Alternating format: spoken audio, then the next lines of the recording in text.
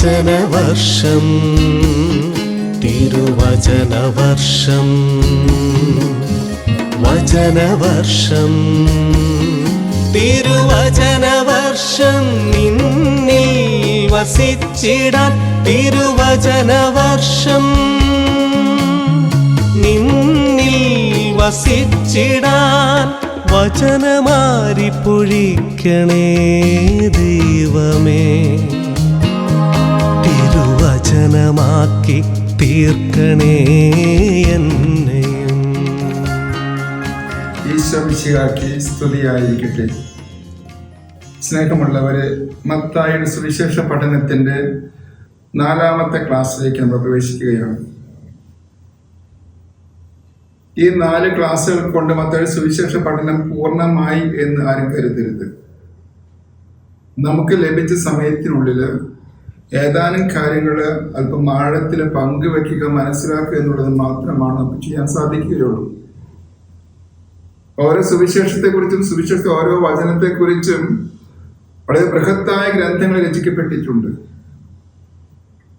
അതുകൊണ്ടാണ് ഞാൻ പറഞ്ഞത്, നിശ്ചയിക്കപ്പെട്ട സമയത്തിനകത്ത് സാധ്യമായ ഏതെങ്കിലും കാര്യങ്ങൾ ആഴത്തിൽ നമ്മൾ മനസ്സിലാക്കാൻ ശ്രമിക്കുന്നത് മാത്രമേ ഉള്ളൂ. ഈ 4ാമത്തെ ക്ലാസ് നമ്മൾ ചിന്തിക്കുക, നമ്മൾ മറ്റ് ക്ലാസ്സുകൾ പറയാൻ വിട്ടുപോയ, മാറ്റിവെച്ച സുപ്രധാനമായ ചില ദൈവശാസ്ത്ര വിഷയങ്ങൾ മാത്രമാണ്.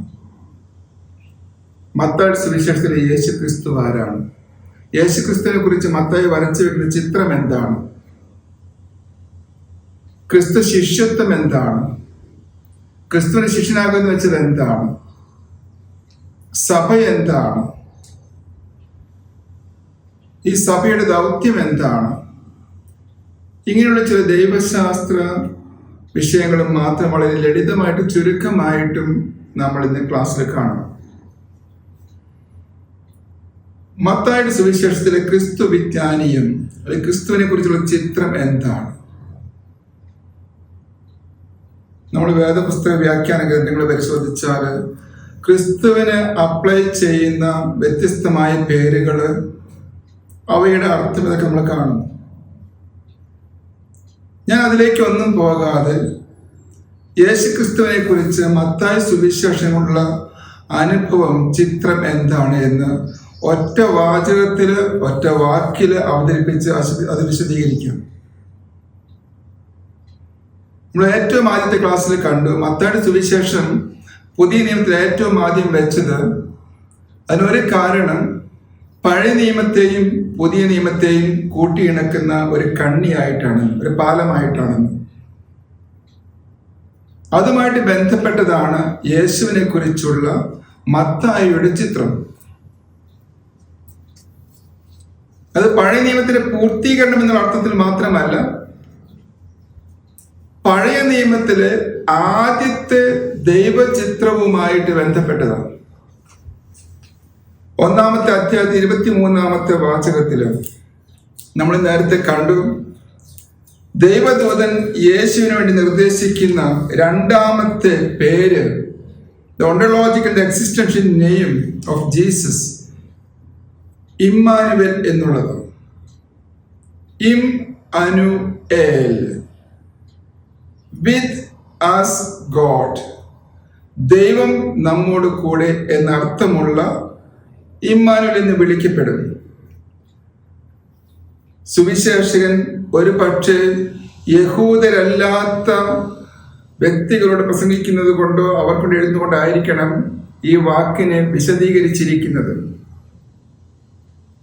എന്താണ് ഇമ്മാനുവേൽ ചിത്രം? യേശു ദൈവപുത്രനാണ് എന്നുള്ളത് നമ്മൾ 3ാമത്തെ ക്ലാസ്സിൽ കണ്ടു.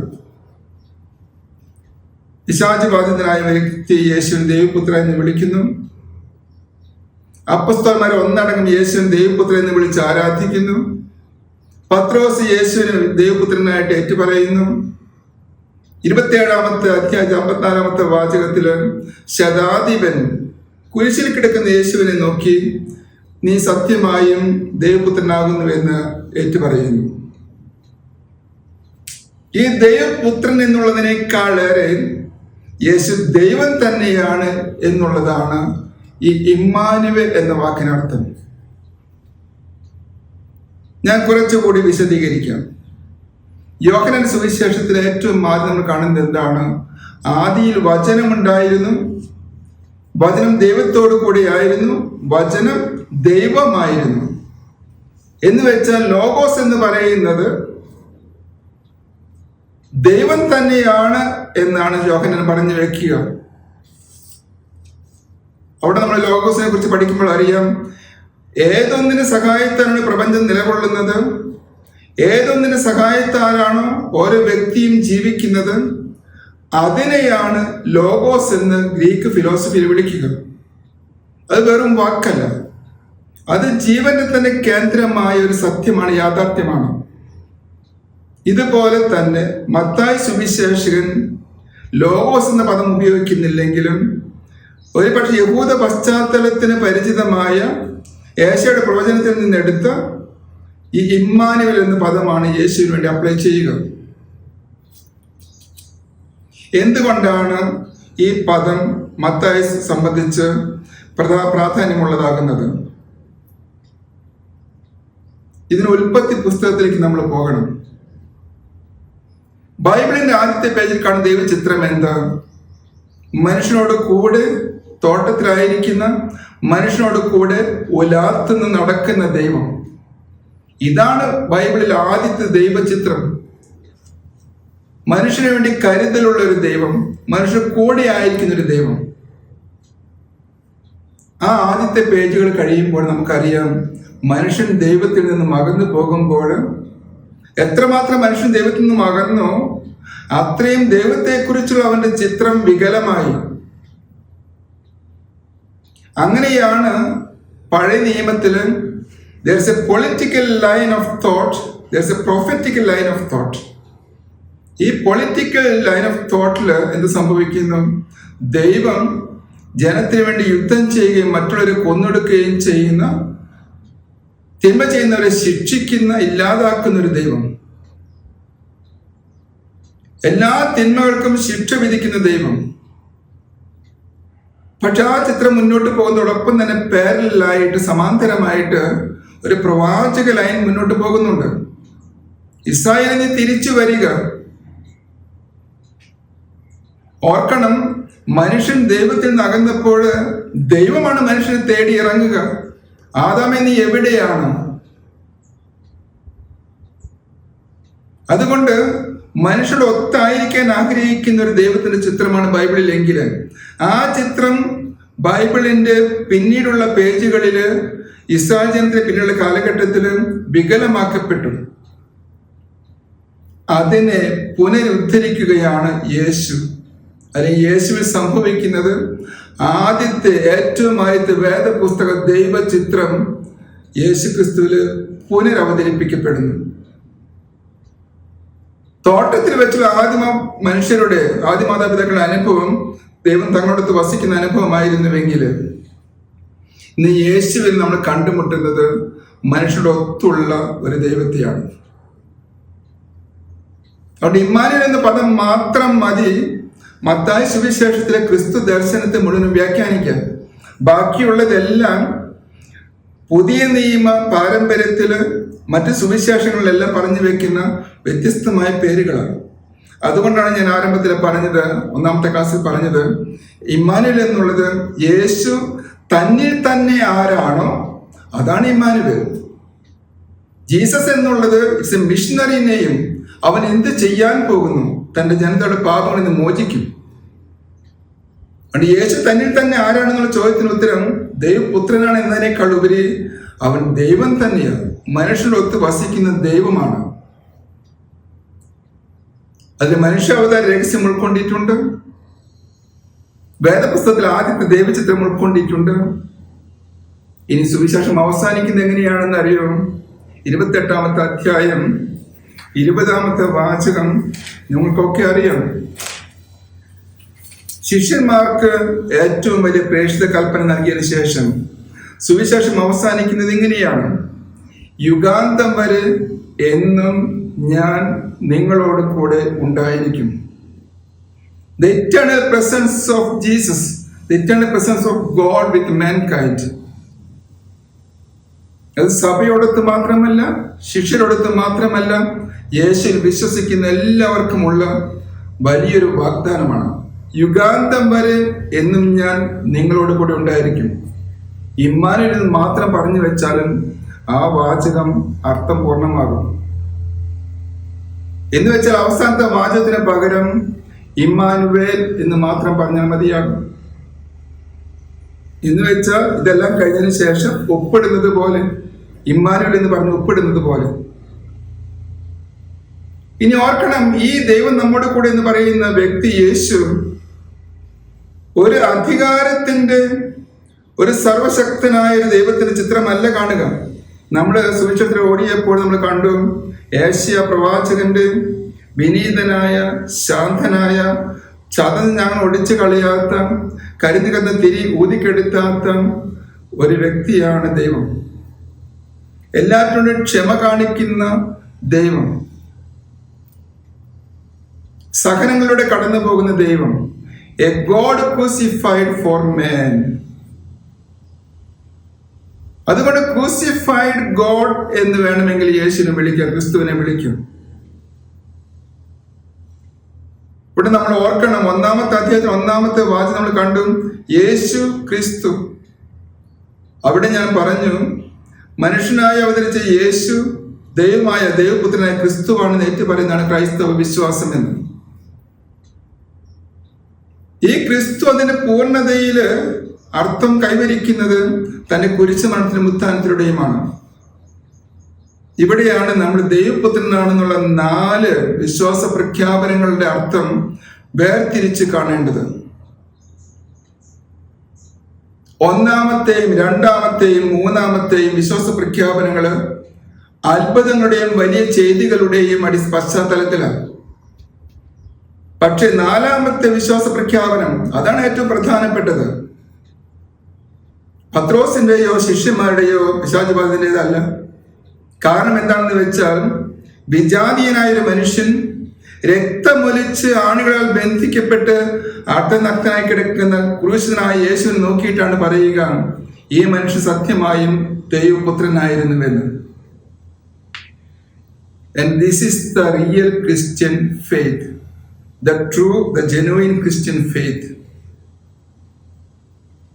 സർവശക്തനായ ദൈവത്തിന്റെ ചിത്രമല്ല ഈ സർവശക്തി എന്ന് പറയുന്നത്, ഈ ക്രൂശിതനാകാനുള്ള, ക്രൂശ് മരിക്കാനുള്ള ദൈവത്തിന്റെ ശക്തിയാണ്. ഇവിടെയാണ് ക്രൈസ്തവ വിശ്വാസത്തെ മറ്റെല്ലാ വിശ്വാസങ്ങളിൽ നിന്നും വ്യത്യസ്തമാക്കുന്നത്. നമ്മൾ എപ്പോഴാണ് സഹായം തേടുന്നത്? ആരോടാണ് സഹായം തേടുന്നത്? നമ്മൾ ബലഹീനമാകുമ്പോൾ നമ്മേക്കാൾ ശക്തനായ വ്യക്തിയോട് നമ്മൾ സഹായം തേടുന്നു, പ്രാർത്ഥന യാചിക്കുന്നു.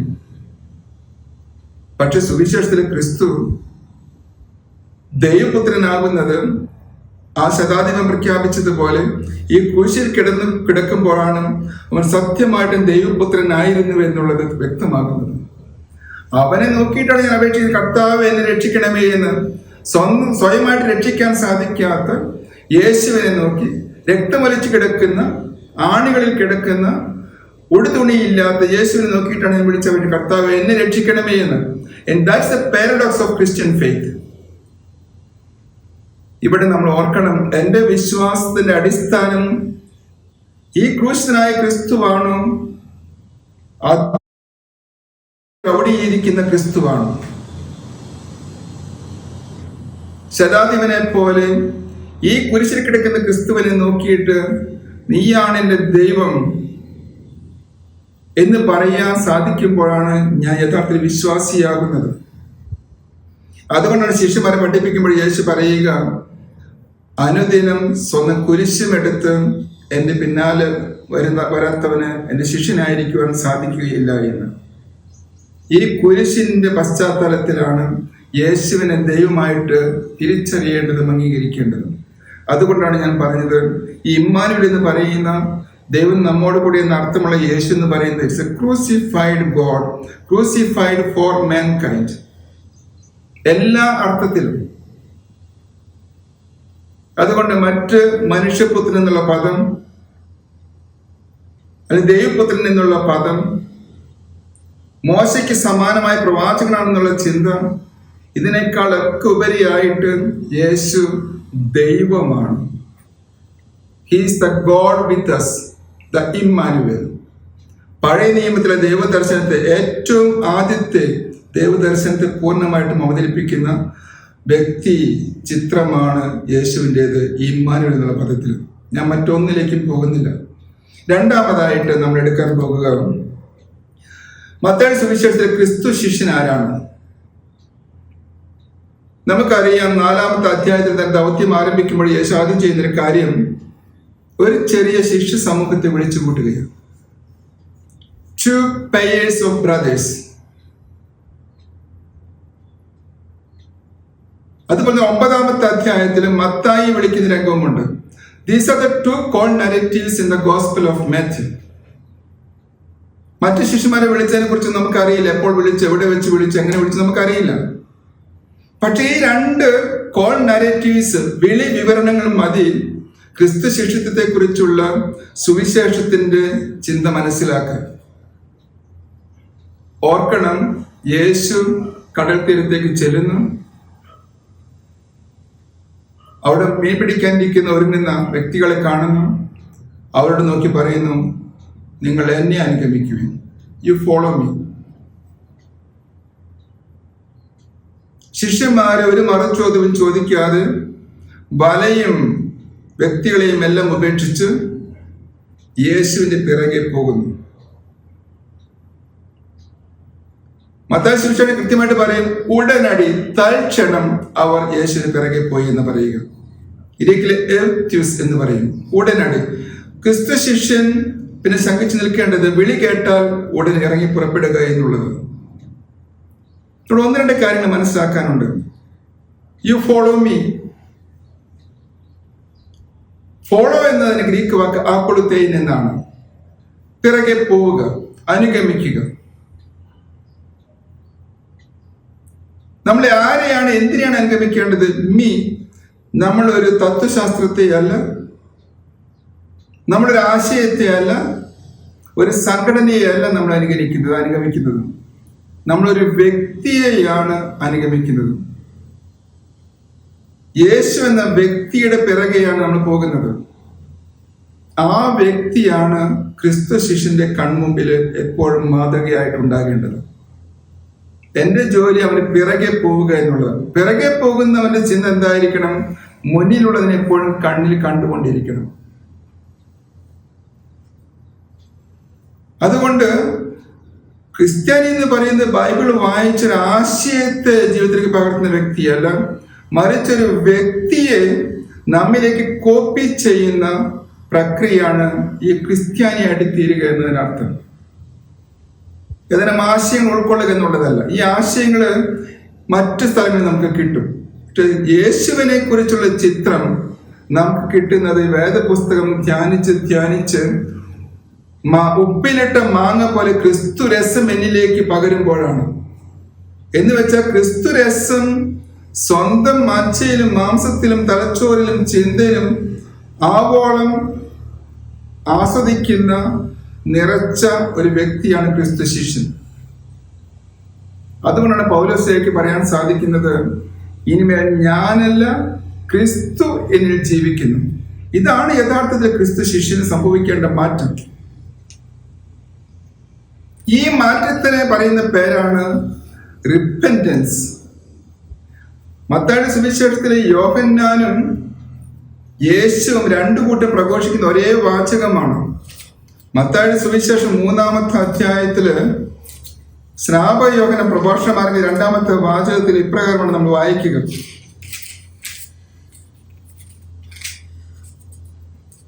മൂന്നാമത്തെ അധ്യായം 2-ാമത്തെ വാചകം, മാനസാന്തരപ്പെടുവിൻ, സ്വർഗരാജ്യം സമീപിച്ചിരിക്കുന്നു. ഇതേ വാചകം തന്നെ 4-ാമത്തെ അധ്യായത്തില് യേശുവും ആവർത്തിക്കുന്നുണ്ട്.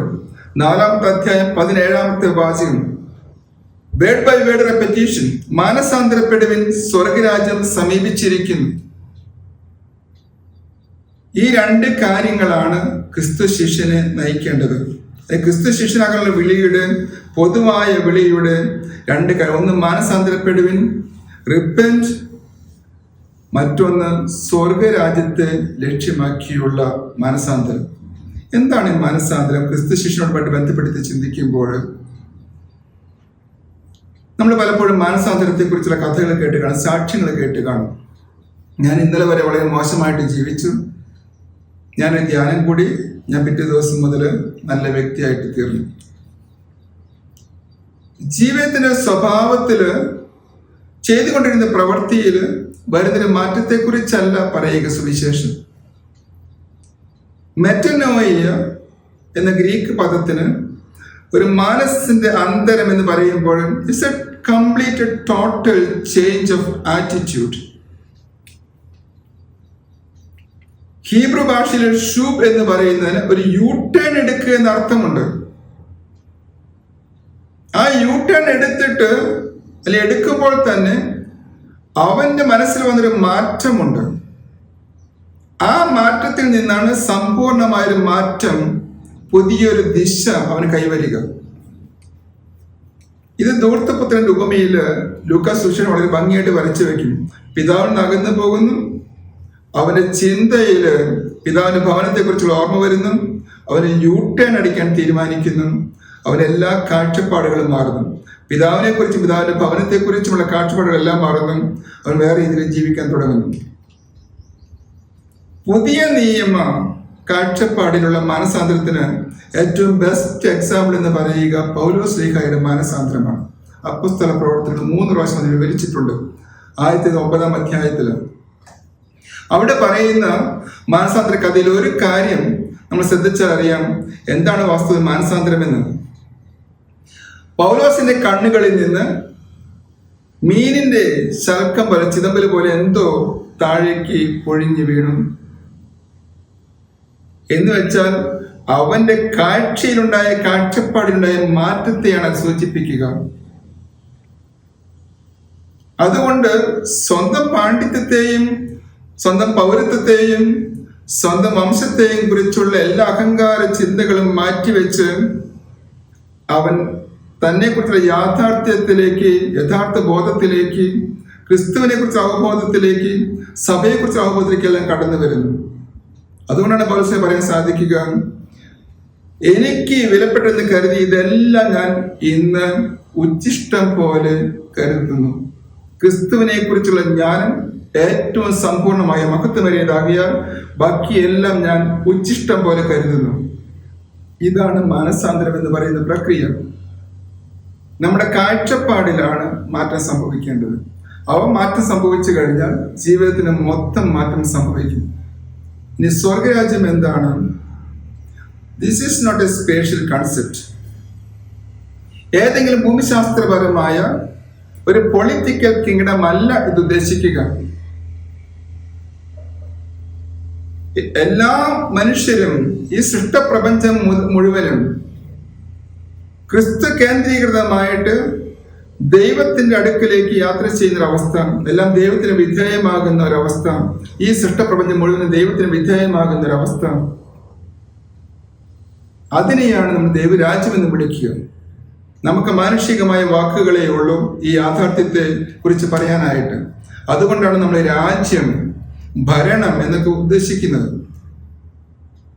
അതുകൊണ്ട് തന്നെയാണ് യേശു പറയുക, എൻ്റെ രാജ്യം ഐഹികമല്ല എന്ന് പറയുന്ന അർത്ഥം ഒരു പൊളിറ്റിക്കൽ ആയിട്ടുള്ള, സ്പേഷ്യസ് ആയിട്ടുള്ള ഒരു യാഥാർത്ഥ്യമല്ല അത്. അതുകൊണ്ട് ഈ ക്രിസ്തുവിന്റെ ശിഷ്യനായിട്ട്, ദൈവരാജ് ശിഷ്യനായിട്ട് തീരാനുള്ള പ്രക്രിയയിൽ ഈ ഒരു മാനസാന്തരത്തിന്റെ പ്രോസസ് സംഭവിക്കണം. മെറ്റനോയ എന്ന് പറയുന്നത് ഒരു വൺ ടൈം ഇൻസിഡന്റ് അല്ല, ഇറ്റ്സ് എ കണ്ടിന്യൂസ് പ്രോസസ്. ഇതിന്റെ റിസൾട്ട് എന്തായിരിക്കും എന്ന് വെച്ച് കഴിഞ്ഞാൽ, ഞാൻ ഇന്നലെ വരെ ദൈവത്തെ കണ്ട രീതിയിലല്ല ഇന്ന് ഞാൻ കാണുന്നത്. ഇന്നലെ വരെ ഞാൻ എന്നെ നോക്കി കണ്ട രീതിയിലല്ല ഇന്ന് ഞാൻ എന്നെ നോക്കി കാണുന്നത്. എൻ്റെ സഹോദരനെ കുറിച്ച്, ഈ പ്രപഞ്ചത്തെക്കുറിച്ച്, ചുറ്റുപാടുകളെ കുറിച്ചെല്ലാം ഞാൻ പുതിയൊരു കാഴ്ചപ്പാട് സ്വീകരിക്കുന്നു. പഴയ എൻ്റെ കണ്ണിലുള്ള ആ ലെൻസ് ഞാൻ മാറ്റി വെക്കുന്നു. എല്ലാറ്റിനെയും ക്രിസ്തുവിന്റെ കണ്ണിലൂടെ കാണാനുള്ള കാഴ്ച ഞാൻ തിരിച്ചെടുക്കുന്നു.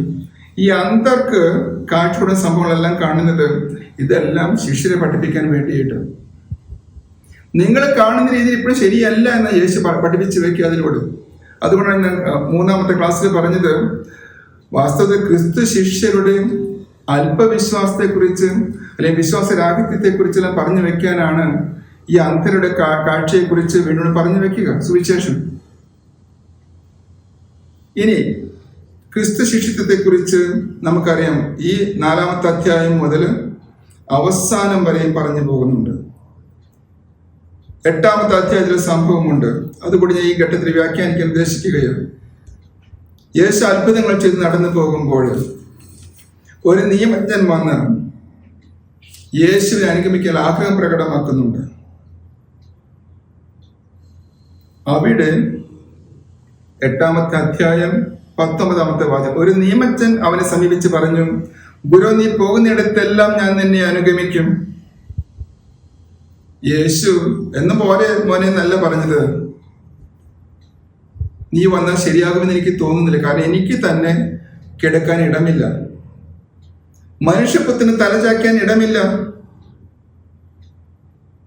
എന്ന് വെച്ചാൽ എൻ്റെ അവസ്ഥ ഇതാണ്. പിന്നെ നീ കൂടി എൻ്റെ കൂടെ കൂടിക്കഴിഞ്ഞാൽ നീ എന്ത് പ്രതീക്ഷയാണ് എൻ്റെ കൂടെ വരുന്നത്?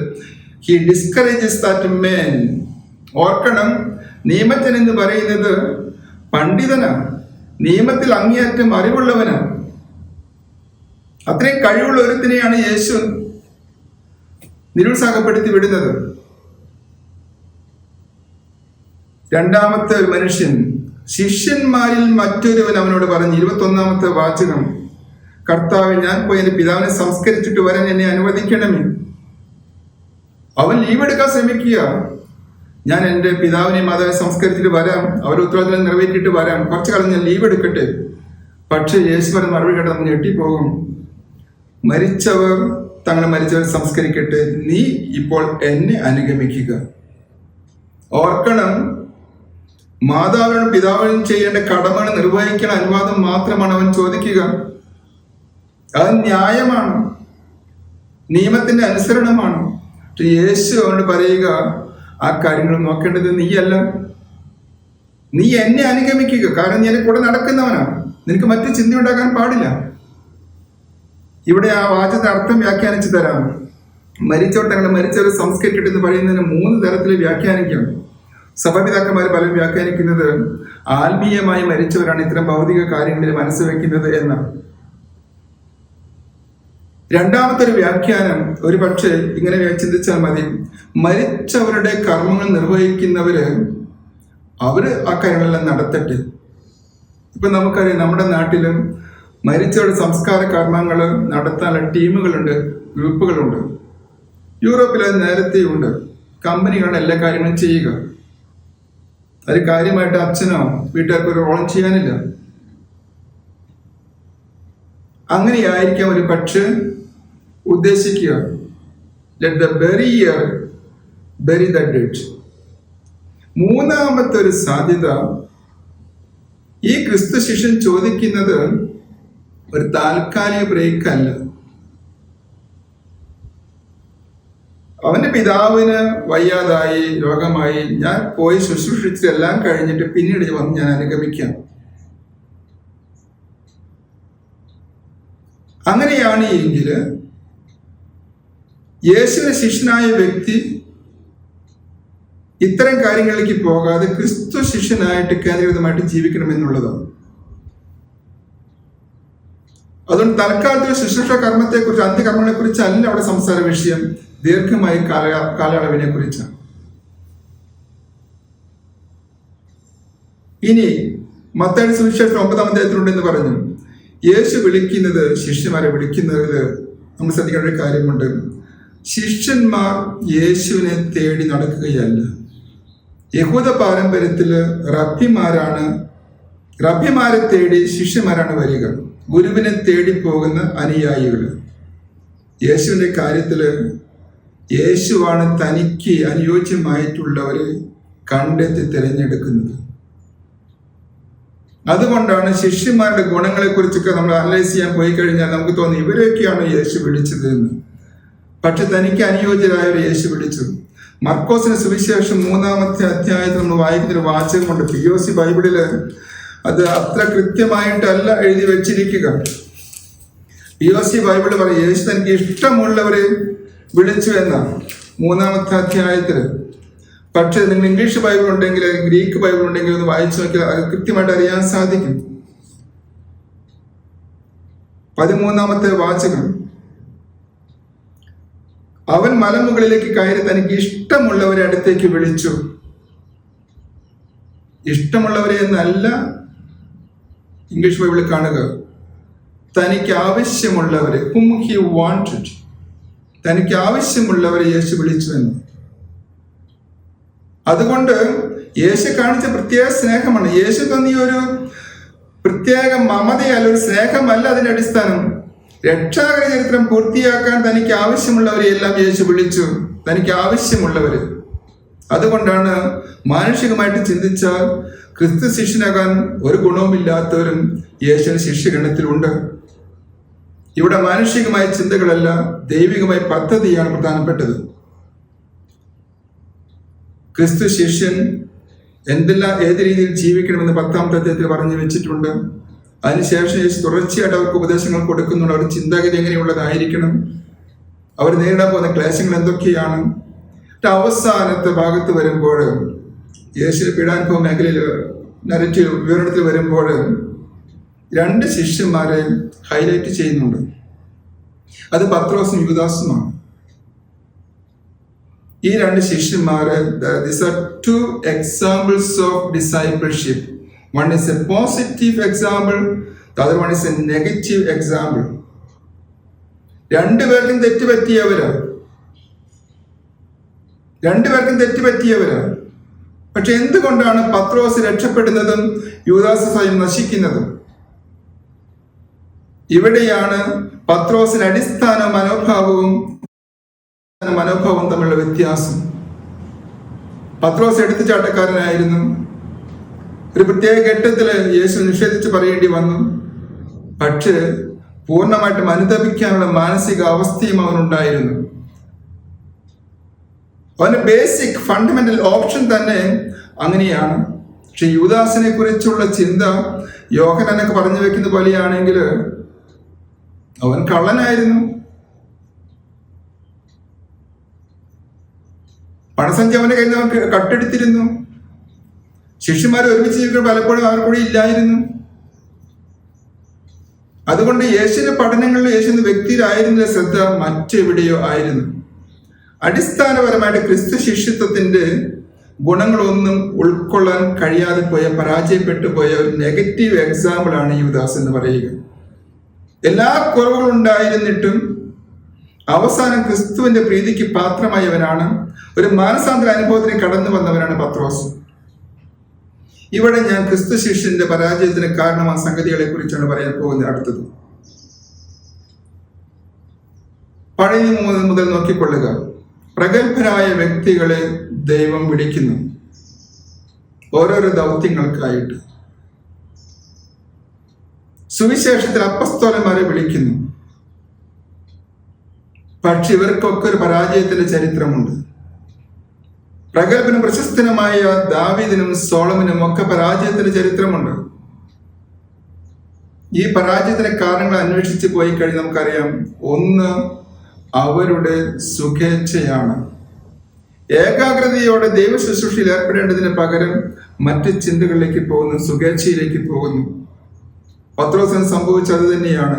കുറച്ചു നേരം തീ കായാൻ മാറിയിരുന്നത് കൊണ്ടാണ് അവന് ഗതികേട് വന്നത്. തന്റെ ഗുരു കുരിശം വഹിച്ചുകൊണ്ട് പോകുമ്പോൾ ശിഷ്യൻ ആ ഗുരുവിന്റെ പിറകെ പോകേണ്ടതിന് പകരം വഴിമാറി സ്വന്തം സുഖേച്ഛയിലേക്ക് വഴിമാറുമ്പോൾ അവർ പരാജയപ്പെടുന്നു. നമ്മൾ ഓർക്കണം, ഈ ലോകത്തിൻ്റെതായ ചിന്തകളാണ് ക്രിസ്തു ശിഷ്യനെ പരാജയപ്പെടുത്തുന്നത്. ഇത് തന്നെയാണ് നമ്മൾ പഴയത്തിൽ കാണുന്ന എല്ലാ പരാജയങ്ങളുടെയും അടിസ്ഥാന കാരണം. ഇത് അവനെ യേശുവിൽ നിന്ന് അകറ്റുന്നു, അതിന് വിശ്വാസം അകലുക എന്നൊക്കെ പറയാം. പക്ഷെ അടിസ്ഥാനപരമായിട്ട് സുഖേച്ഛയാണ് ഒരു വ്യക്തിയെ, ലൗകികമായ കാര്യങ്ങളാണ് ഒരുവനെ ദൈവത്തിൽ അകറ്റുന്നതും അവന് പരാജയത്തിന് കാരണമാകുന്നത്. ക്രിസ്തു ശിഷ്യത്തെ കുറിച്ച് പറഞ്ഞതിന് ശേഷം അടുത്ത് നമ്മൾ സഭ എന്താണ്? ശിഷ്യന്മാരെ യേശു വിളിച്ചതിൽ സമൂഹത്തെ രൂപീകരിച്ചെടുക്കാൻ, ഒറ്റപ്പെട്ട വ്യക്തികളായിട്ട് കഴിയാനല്ല. അതുകൊണ്ട് Christian faith is a communitarian faith. ഞാൻ എൻ്റെ വ്യക്തിപരമായ മോക്ഷത്തിന് വേണ്ടി, എൻ്റെ വ്യക്തിപരമായ നിർവ്വാണത്തിന് വേണ്ടി യത്നിക്കുന്ന ഒരു പ്രസ്ഥാനമല്ല ക്രിസ്ത്യൻ ഫെയ്ത്ത്, ക്രിസ്തു വിശ്വാസം. പിതാവായ ദൈവത്തിന്റെ പിതാവെന്ന് വിളിച്ചപേക്ഷിക്കാൻ യേശുവിനെ പഠിപ്പിച്ചുവെങ്കിൽ സ്വർഗസ്ഥനായ ഞങ്ങളുടെ പിതാവ്, എൻ്റെ പിതാവ് എന്നല്ല. ഈ തിരിച്ചറിവ് എവിടെ നിന്നാണ് ഉണ്ടാകുന്നത്? എന്നെയും എൻ്റെ അടുത്ത് നിൽക്കുന്ന സഹോദരന് ഒരു സൗന്ദര്യവുമില്ല, കഴിവുമില്ല, ഒന്നുമില്ലാത്ത തിന്മകൾ മാത്രമേ ഉള്ളൂ എന്ന് ഞാൻ വിലയിരുത്തുന്ന എൻ്റെ സഹോദരനെയും എന്നെയും സൃഷ്ടിച്ചത് ഒരേ ദൈവമാണെന്നുള്ള തിരിച്ചറിവിൽ നിന്ന്, ഇവനെയും എന്നെയും രക്ഷിച്ചത് ഒരേ കർത്താവാണെന്നുള്ള വിശ്വാസത്തിൽ നിന്നാണ് ഈ കമ്മ്യൂണിറ്റേറിയൻ ഫെയ്ത്ത് ഉടലെടുക്കുക. അതുകൊണ്ട് ശിഷ്യന്മാരെ യേശു വിളിച്ച് ഈ പ്രസംഗിക്കാനും ഒക്കെ അയക്കുമ്പോൾ ഇതിന്റെ പരമമായ ലക്ഷ്യം യേശുവിന്റെ ശിഷ്യരുടെ ഗണ രൂപീകരിക്കുക എന്നുള്ളത്. ആദ്യത്തെ ക്ലാസ്സിൽ ഞാൻ പറഞ്ഞു, പുതിയ നിയമത്തിന് മുഴുവനുമുള്ള ഒരു ആമുഖമാണ് മത്തായിയുടെ സുവിശേഷം എന്ന്. ഈ ക്രിസ്റ്റോളജിയും എക്ലേസിയോളജിയും എസ്കത്തോളജിയും എത്തിക്സും എല്ലാം കൂടിച്ചേർന്ന് പോകുന്ന വളരെ മനോഹരമായ, വളരെ കോമ്പാക്റ്റ് ആയിട്ടുള്ള സുവിശേഷമാണ് മത്തായിയുടെ സുവിശേഷം. ഇതിന്റെ ഘടനയെല്ലാം ഓർത്ത് നിങ്ങൾക്കത് ഉള്ളിൽ കൈ കൊണ്ടു നടക്കുന്നത് പോലെ വളരെ സുഖമായിട്ട് കൈകാര്യം ചെയ്യാൻ പറ്റുന്ന ഒരു ഗ്രന്ഥമാണ് മത്തായിയുടെ സുവിശേഷം. ഇതിനെ ഒരു എക്ലേസിയ ഗോസ്പൽ വിളിക്കാൻ കാരണം ഈ 4 കാനോനിക സുവിശേഷങ്ങൾ മത്തായി സുവിശേഷങ്ങൾ മാത്രമേ ഈ സഭ എന്ന പദം ഉപയോഗിക്കുന്നില്ല. എക്ലേസിയ 3 പ്രാവശ്യം കാണാം, 16-ാമത്തെ അധ്യായത്തിലും 18-ാമത്തെ അധ്യായത്തിലും. ഈ എക്ലേസിയ എന്നുള്ള പദം ഒരിക്കലും യേശു അല്ലെങ്കിൽ മത്തായി സുവിശേഷങ്ങളല്ല ആദ്യം കണ്ടെത്തുക. പഴയ നിയമത്തില് കഹൽ എന്ന ഹീബ്രു വാക്കുണ്ട്. കഹൽ എന്ന് പറഞ്ഞാൽ അത് ദൈവജനം സമ്മേളിക്കുന്ന സമ്മേളനത്തെയാണ് പറയുക. അതുപോലെ തന്നെ സമ്മേളിക്കുന്ന സ്ഥലത്തെയും ഈ കഹൽ എന്ന് പറയും. സെപ്റ്റജിന്റ് ബൈബിളില് ഈ കഹലിന് ട്രാൻസ്ലേറ്റ് ചെയ്യാൻ ഉപയോഗിച്ചിരിക്കുന്ന ഒരു പദമാണ് എക്ലേസിയ. ഇതിന് ചിലയിടങ്ങളിൽ സിനഗോഗ് എന്ന് പിന്നീട് പറയുന്നുണ്ട്. അവിടെയും ഈ 2 അർത്ഥങ്ങളുണ്ട്, സമ്മേളിക്കുന്ന സ്ഥലവും സമ്മേളനവും. എന്ന് വെച്ചാൽ ദൈവജനത്തിന്റെ കൂട്ടായ്മയാണ് അടിസ്ഥാനപരമായിട്ട് ഈ സഭ എന്ന് പറയുക. അതേസമയം സമ്മേളിക്കുന്ന സ്ഥലത്തെ നമുക്ക് സഭ എന്ന് നമ്മൾ വിളിക്കുന്നുണ്ട്. ഇന്ന് എല്ലാ ഭാഷകളും ഉപയോഗിക്കുന്നത് പോലെ തന്നെ. കാലയോ എന്നുള്ള ഗ്രീക്ക് വായന വിളിക്കപ്പെട്ടവർ. ഈ വിളിക്കപ്പെട്ടവരുടെ സമൂഹമാണ് സഭ. മത്തായിയുടെ സുവിശേഷം പരിശോധിച്ച് നോക്കിയാൽ നമുക്കറിയാം, 18-ാമത്തെ അധ്യായത്തില് ഒരു ചെറിയ വാചകം യേശു പറയും, 2-3 പേർ എൻ്റെ നാമത്തിൽ ഒരുമിച്ച് കൂടുന്നിടത്ത് അവരുടെ മധ്യേ ഞാൻ സന്നിഹിതനായിരിക്കും. എന്ന് വെച്ചാൽ 2-3 പേരോ ഉള്ളുവെങ്കിലും ക്രിസ്തു കേന്ദ്രീകൃതമായിട്ട് ക്രിസ്തുവിന്റെ നാമത്തിലാണ് ഒരുമിച്ച് ചേരുന്നതെങ്കിൽ ദാറ്റ് ഫോംസ് എ ചർച്ച്. സഭയുടെ ഘടന എന്താണെന്ന് നമുക്ക് കൃത്യമായിട്ട് അറിയില്ല മത്തായിയുടെ സഭ കാലത്ത്. അതേസമയം നമുക്ക് ഒരു കാര്യം തിരിച്ചറിയാം, പത്രോസിന് കൊടുക്കുന്ന വലിയ പ്രാധാന്യമുണ്ട്. The primacy of Peter. 10-ാമത്തെ അധ്യായം ശിഷ്യന്മാരുടെ ലിസ്റ്റ് കൊടുക്കുമ്പോൾ പത്രോസ് 1-ാം സ്ഥാനമുണ്ട്. പ്രധാനപ്പെട്ട ഘട്ടങ്ങളിലെല്ലാം പത്രോസാണ് ശിഷ്യന്മാരുടെ നേതാവായിട്ട് പ്രത്യക്ഷപ്പെടുക. അതുകൊണ്ട് ഈ പ്രൈമസി ഓഫ് പീറ്റർ മത്തായിയുടെ സുവിശേഷത്തിൽ കാണുന്ന ഒരു പ്രത്യേകതയാണ്. പരാജയങ്ങളില്ലെന്നല്ല, കുറവുകളില്ലെന്നല്ല. ഇനി ആ പത്രോസിന്റെ മേലാണ്, പത്രോസിന് ഈ പാറയാകുന്നു, ഈ പാർമ ഞാൻ സഭ സ്ഥാപിക്കും. സഭയുടെ അടിസ്ഥാനം അപ്പസ്തോലന്മാരാണ്. പത്രോസ് മുഖ്യനായിട്ടുള്ള, അധിപനായിട്ടുള്ള അപ്പസ്റ്റോലിക് കമ്മ്യൂണിറ്റിയാണ് സഭയുടെ അടിസ്ഥാനം. ഇനി എല്ലാ അധികാരങ്ങളും 16-ാമത്തെ അധ്യായത്തിൽ പത്രോസിന് കൊടുക്കുന്നു. നീ ഭൂമിയിൽ കെട്ടുന്നതെല്ലാം സ്വർഗത്തിലും കേട്ടപ്പെടും, നീ ഭൂമിയിൽ അഴിക്കുന്ന സ്വർഗത്തിലും അഴിക്കപ്പെടുമെന്ന് പറയുന്ന കാര്യം 18-ാമത്തെ അധ്യായത്തിൽ വരുമ്പോൾ ഈ സഭാ സമൂഹത്തിന് മുഴുവനുമായിട്ടാണ് യേശു കൈമാറുക. അതുകൊണ്ട് പത്രോസിന്റെ ഒരു പരമാധികാരം, പ്രഥമ സ്ഥാനം, അധികാരം എന്ന വാക്ക് ഉപയോഗിക്കേണ്ട, ഒരു പ്രഥമ സ്ഥാനം അവിടെയുണ്ട്. ഇനി എന്താണ് ഈ സഭയുടെ ദൗത്യം? What is the mission of the church? ക്രിസ്തുവിന്റെ മിഷനെ, ക്രിസ്തു ശിഷ്യയുടെ മിഷനെ കുറിച്ച്, ക്രിസ്തുവിന്റെ മിഷനെ കുറിച്ച് നമുക്ക് ചിന്തിക്കാൻ ഒരുമിച്ച്. നമ്മൾ മിഷൻ എന്ന വാക്ക് ഉപയോഗിക്കുന്നുണ്ട് എങ്കിലും ദൗത്യം എന്നൊക്കെ പറയുന്നുണ്ടെങ്കിലും യേശുവിൻ്റെ ദൗത്യത്തിന് 3 ഘടകങ്ങൾ ഉണ്ട് എന്ന് ഞാൻ പറഞ്ഞിരുന്നു. The teaching aspect, the preaching aspect, the healing aspect. ഈ യേശുവിന്റെ ദൗത്യം തുടരാൻ വേണ്ടിയിട്ടാണ് യേശു ശിഷ്യന്മാരെ തിരഞ്ഞെടുക്കുന്നതും സഭ സ്ഥാപിക്കുന്നതും. സഭ സ്ഥാപിക്കുമെന്ന് പത്രോസോട് പറയുമ്പോൾ ഈ സമൂഹത്തിന്, ഈ ശിഷ്യരുടെ ഗണത്തിന് അടിസ്ഥാനമിടുന്നത് നിന്റെ മേലാണ് ഞാൻ. അല്ലാതെ ഇൻസ്റ്റിറ്റ്യൂഷൻ എന്ന നിലയിലല്ല യേശു പറഞ്ഞു വെക്കുക. This is basically A communion of or community of the faithful believers in Jesus. ഇനി ഈ സഭ യേശുവിന്റെ ദൗത്യം തുടരുമ്പോൾ 10-ാമത്തെ അധ്യായത്തിന് മുൻകൂട്ടി സൂചിപ്പിച്ചിരുന്നു, ആദ്യത്തെ 2 ദൗത്യങ്ങൾ മാത്രമേ യേശുവിന്റെ ജീവിതകാലത്ത് ശിഷ്യന്മാർക്ക് കൈമാറുന്നുള്ളൂ. സ്വർഗരാജ്യം പ്രഘോഷിക്കാനും അതുപോലെ തന്നെ രോഗികളെ സൗഖ്യമാക്കാനും പിശാചുക്കളെ ബഹിഷ്കരിക്കാനും. പഠിപ്പിക്കുക എന്നുള്ള ദൗത്യം 28-ാമത്തെ അധ്യായത്തിലെ ഏറ്റവും അവസാനം ഉത്ഥാനത്തിന് ശേഷമാണ് സഭയ്ക്ക് കൈമാറുക, അപ്പോസ്തലന്മാർക്ക് കൈമാറുക. ഇവിടെ നമ്മൾ ഓർക്കണം, യേശുവിന്റെ ദൗത്യത്തിനോ അല്ലെങ്കിൽ അപ്പോസ്തലന്മാർ പ്രവർത്തനത്തിന് ചെറിയൊരു റിസർവേഷൻ, ലിമിറ്റേഷൻ യേശു കൊണ്ടുവരുന്നുണ്ട്. 10-ാമത്തെ അധ്യായത്തിലും 15-ാമത്തെ അധ്യായത്തിലും. 10-ാമത്തെ അധ്യായം നമ്മൾ കാണും, നഷ്ടപ്പെട്ടു പോയ ഇസ്രായേൽ മക്കളുടെ അടുത്തേക്ക് മാത്രമാണ് അയക്കപ്പെട്ടിരിക്കുന്നത്. അവരുടെ അടുത്തേക്ക് നിങ്ങൾ അപ്പോസ്തലന്മാർ പോകേണ്ടതും.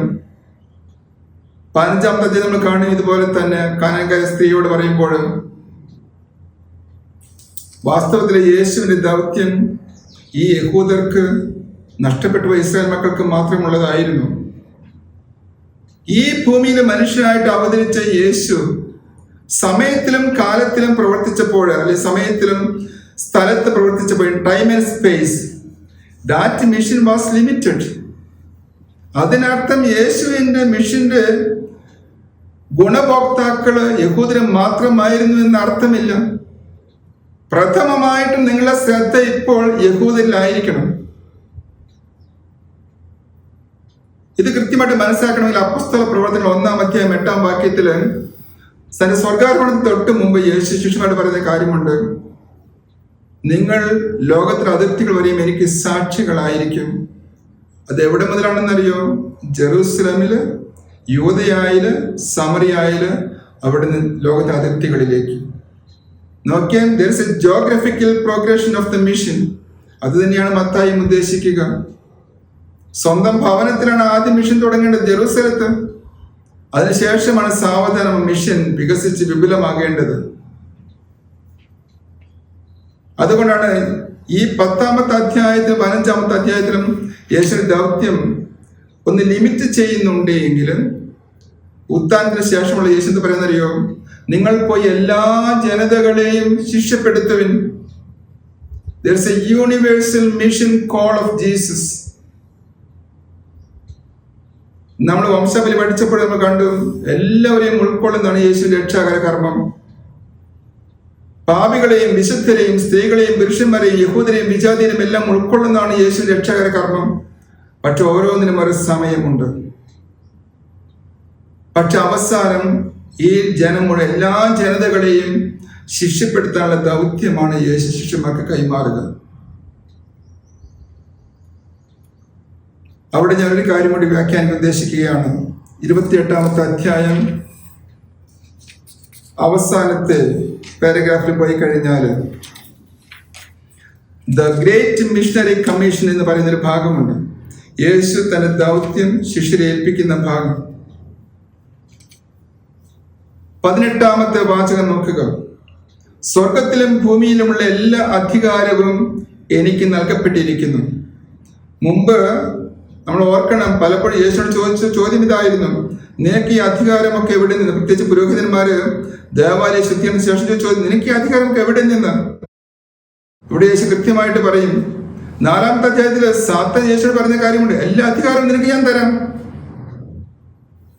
പക്ഷെ ഇവിടെ എല്ലാ അധികാരവും എനിക്ക് നൽകപ്പെട്ടിരിക്കുന്നു. നിങ്ങൾ പോയി എല്ലാ ജനതകളെയും ശിഷ്യപ്പെടുത്തുവിൻ. പിതാവിന്റെയും പുത്രന്റെയും പരിശുദ്ധാത്മാവിന്റെ നാമത്തിൽ അവർക്ക് ജ്ഞാനസ്നാനം നൽകുവിൻ. ഞാൻ നിങ്ങളോട് കൽപ്പിച്ചവയെല്ലാം അനുസരിക്കാൻ അവരെ പഠിപ്പിക്കുവിൻ. മലയാളം ബൈബിളിലെ 3 കാര്യങ്ങളായിട്ട് നിങ്ങൾക്ക് തോന്നും. പക്ഷെ വാസ്തവത്തിൽ ഒരൊറ്റ കമൻ്റേ ഉള്ളൂ: എല്ലാ ജനതകളെയും ശിഷ്യപ്പെടുത്തുവിൻ. അതിനുള്ള 2 മാർഗങ്ങളാണ് സ്നാനപ്പെടുത്തുക, പഠിപ്പിക്കുക എന്നുള്ളത്. എന്ന് വെച്ചാൽ ആ 2 വെർബുകളും പാർട്ടിസിപ്പിൾ ഫോമിലാണ് കൊടുത്തിരിക്കുക, ഗ്രീക്കിലും ഇംഗ്ലീഷിലും എല്ലാം. അത് ഒറ്റ വാചകമാണെന്ന് ഓർക്കണം. മലയാളത്തിൽ മുറിച്ച് വിവർത്തനം ചെയ്തതേ ഉള്ളൂ. അതിനെ റീഫോർമുലേറ്റ് ചെയ്യുകയാണെങ്കിൽ പറയാൻ സാധിക്കും: നിങ്ങൾ ലോകമെങ്ങും പോയി എല്ലാ ജനതകളെയും സ്നാനപ്പെടുത്തിയും പഠിപ്പിച്ചും അവരെ ശിഷ്യപ്പെടുത്തുവിൻ. അവിടെ പഠിപ്പിക്കുക എന്നൊരു കൽപ്പന പറയുമ്പോൾ നമ്മൾ ശ്രദ്ധിക്കേണ്ട കാര്യം കൂടിയുണ്ട്. ചുമ്മാ പഠിപ്പിക്കാനല്ല പറയുക, അനുസരിക്കാൻ പഠിപ്പിക്കുവിൻ. ഞാൻ നിങ്ങളെ പഠിപ്പിച്ചതെല്ലാം, കൽപ്പിച്ചവയെല്ലാം അനുസരിക്കാൻ അവരെ പഠിപ്പിക്കുവിൻ. ഇവിടെയാണ് ക്രിസ്ത്യൻ എത്തിക്സ് കടന്നു വരിക. വെറുതെ ബുദ്ധി കൊണ്ട് പഠിക്കുന്ന കാര്യമല്ല, ജീവിതം കൊണ്ട് ജീവിക്കുന്ന ഒരു സംഗതിയാണ് ക്രിസ്തു ശിഷ്യത്വം. അതുകൊണ്ടാണ് ഞാൻ ആദ്യത്തെ ക്ലാസ് മുതൽ പറഞ്ഞത്, സുവിശേഷം ചുമ്മാ വായിക്കാനും പഠിക്കാനും പകർത്തി എഴുതാനും കാണാപ്പാഠം പഠിക്കാനും പറയാനുമുള്ളതല്ല. വേദപുസ്തകം പഠിച്ചു കഴിയുമ്പോൾ, യേശു സുവിശേഷം പഠിച്ചു കഴിയുമ്പോൾ സംഭവിക്കേണ്ടത് ഒരു മാനസാന്തരമാണ്. ഒരു പുതിയ new way of looking at things, looking at others, looking at God, looking at one self. അവിടെ ഇനി വരുന്ന മാറ്റമുണ്ട്. I try to become another Christ, a real true disciple of Jesus, then I will follow Jesus. ക്രിസ്തു എങ്ങനെ നടക്കുന്നു, ക്രിസ്തു എങ്ങനെ കാണുന്നു, ക്രിസ്തു എങ്ങനെ ചിന്തിക്കുന്നു, ആ അവസ്ഥയിലേക്ക് എൻ്റെ ജീവിതം രൂപാന്തരപ്പെടണം. അതാണ് ക്രിസ്തു ഞാൻ പഠിപ്പിച്ചവയെല്ലാം, കൽപ്പിച്ചവയെല്ലാം അനുസരിക്കാൻ അവരെ പഠിപ്പിക്കുക എന്നതിൻ്റെ അർത്ഥം. അവിടെ പഠിപ്പിക്കുക എന്നുള്ള ശുശ്രൂഷ ലളിതമായൊരു കാര്യമല്ല. പഠിപ്പിക്കുന്നവൻ ഇത് അനുസരിക്കുന്നവനായിരിക്കണം, അത് ജീവിക്കുന്നവനായിരിക്കണം. അപ്പോൾ ഒരുമിച്ച് യഥാർത്ഥത്തിൽ ഗുരുവായിട്ട് തീരുക. പുസ്തകം പഠിപ്പിക്കാൻ ആർക്കും സാധിക്കും, പക്ഷേ ജീവിതത്തിലൂടെ അത് പഠിപ്പിക്കാൻ സാധിക്കുന്നത് വളരെ വിരളമാണ്. അത് ക്രിസ്തുവിന്റെ ദൗത്യം തന്നെ ഈ സഭയ്ക്കുള്ള ദൗത്യം. ഇത് യുഗാന്തം വരെ തുടരുക എന്നുള്ളതാണ് സഭയേൽപ്പിച്ച ദൗത്യം. ഇനി ഞാൻ ആദ്യത്തെ ക്ലാസ്സിൽ പറഞ്ഞിരുന്നു, സുവിശേഷ ഘടന പറഞ്ഞപ്പോൾ, സഭ എന്ന് പറയുന്നത് ദൈവരാജ്യത്തിൻ്റെ ഈ ഭൂമിയിലുള്ള അഥവാ സമയത്തിലും സ്ഥലത്തുമുള്ള ഹിസ്റ്റോറിക്കൽ മാനിഫെസ്റ്റേഷനാണ് എന്ന്. ദൈവരാജ്യത്ത് ഒരു ടാൻജിബിളായിട്ട് നമുക്ക് അനുഭവിക്കാൻ സാധിക്കുന്നുണ്ടെങ്കിൽ അത് സഭയ്ക്കകത്തായിരിക്കണം. അതുകൊണ്ടാണ് 18ാമത്തെ അധ്യായത്തിൽ വളരെ ഭംഗിയായിട്ട് സഭയുടെ ആന്തരിക ജീവിതം എന്താണെന്ന് പറഞ്ഞു വെക്കുക. അവിടെ നമുക്ക് കാണാൻ സാധിക്കുന്ന കാര്യങ്ങളുണ്ട്. ഒന്ന്, നേതൃത്വത്തിൽ ഇരിക്കുന്നവർ ഒരിക്കലും ഈ ചെറിയവർക്ക്, വിശ്വാസ ബലഹീനരായവർക്ക്, വിശ്വാസത്തിൽ ചെറിയവരായവർക്ക് ഉതപ്പിന് കാരണമാകരുത്. അവിടെ നിങ്ങൾ വായിച്ച് ശ്രദ്ധിക്കുന്ന ഒരു കാര്യമുണ്ട്. അങ്ങനെ ആരെങ്കിലും ഉതപ്പിന് കാരണമാകുന്നുണ്ടെങ്കിൽ അവൻ ചെയ്യേണ്ട പണി എന്താണെന്നറിയോ? കഴുത്തിൽ തിരിക്കല്ല് കെട്ടി കടലിൽ എറിയപ്പെടുന്നതാണ്. വല്ലവനെയും കഴുത്തിൽ തിരിക്കല്ല് കെട്ടി എറിയാനല്ല പറയുക, സ്വന്തം കഴുത്തിൽ തിരിക്കല്ല് കെട്ടി കടലിന്റെ ആഴങ്ങളിലേക്ക് സ്വയം താഴ്ത്തുന്നതാണ് അവന് നല്ലത്. നഷ്ടപ്പെട്ടു പോയ ആടുകളുടെ പിറകെ അന്വേഷിച്ച് പോകാനുള്ള ദൗത്യമാണ് സഭയുടേത്, ക്രിസ്തു ശിഷ്യന്റേത്. ഇനി ആരെങ്കിലും സഭയ്ക്ക് തെറ്റ് ചെയ്ത് എന്തായിരിക്കും മനോഭാവം? ആ തെറ്റ് ചെയ്ത സഹോദരനോട് അവൻ തനിച്ചായിരിക്കും പോയി കാര്യം പറയുക, അനുരഞ്ജനപ്പെടാൻ ശ്രമിക്കുക, തെറ്റ് തിരുത്തുക. അവൻ അനുസരിക്കുന്ന മറ്റൊരുവരെയും കൊണ്ട് പോവുക. അവനെയും അനുസരിക്കുന്നില്ല സഭയോട് പറയുക. സഭയും അനുസരിക്കുന്നില്ല എങ്കിൽ അവൻ നിങ്ങൾക്ക് വിജാതിനെ പോലെയും ചുങ്കക്കാരനെ പോലെയും ആയിരിക്കട്ടെ. There's a process of brotherly correction. അവിടെയാണ് പത്രോസ് ചോദിക്കുക നല്ല ചോദ്യം, അപ്പൊ എത്ര പ്രാവശ്യം ക്ഷമിക്കണം? അതിന് പത്രോസ് യേശു കൊടുക്കുന്ന ഉത്തരമുണ്ടല്ലോ, കേട്ടാൽ നമ്മൾ ഞെട്ടിപ്പോകും. 70 പ്രാവശ്യം എന്ന് പറഞ്ഞിട്ട്, എന്ന് വെച്ചാൽ പരിധികളില്ലാതെ എന്ന് പറഞ്ഞിട്ട് ഒരു ഉപമ പറഞ്ഞു പോകും യേശു. നിങ്ങൾ നിങ്ങളുടെ സഹോദരൻ ക്ഷമിക്കുന്നില്ല എങ്കിൽ സ്വർഗസ്ഥനായ പിതാവ് നിങ്ങളോടും ക്ഷമിക്കുകയില്ല. So the basic fundamental attitude of the church, inside the church, must be an attitude of forgiveness, unconditional forgiveness. അത്തരത്തിൽ സഭ ജീവിക്കുമ്പോഴാണ് ഈ ദൈവരാജ്യത്തിന്റെ ഹിസ്റ്റോറിക്കൽ മാനിഫെസ്റ്റേഷൻ ആണ് എന്ന് നമുക്കും സഭയിൽ അകത്തുള്ളവർക്കും പുറമേയുള്ളവർക്കും അനുഭവവേദ്യമാവുകയുള്ളൂ. Then the church becomes the real representation of the kingdom of heaven, kingdom of God on earth. സഭയെ കുറിച്ച് പറഞ്ഞു വെച്ചതിന് ശേഷം അടുത്ത 1-2 ചെറിയ പോയിന്റുകൾ ഞാൻ പറഞ്ഞിരുന്നു. മത്തായിയുടെ സുവിശേഷം ഒരു പക്ഷേ അന്ത്യവിധിയെക്കുറിച്ച്, യുഗാന്ത്യത്തെക്കുറിച്ച് പറയുന്ന ഏക സുവിശേഷമാണ് എന്ന്.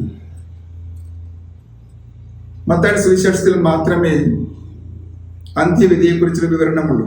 24-25 അധ്യായങ്ങൾ അന്ത്യവിധിയെക്കുറിച്ചുള്ള പ്രസംഗം കേൾക്കുമ്പോൾ 24-ാമത്തെ അധ്യായം അല്പം കോംപ്ലിക്കേറ്റഡ് ആണ്.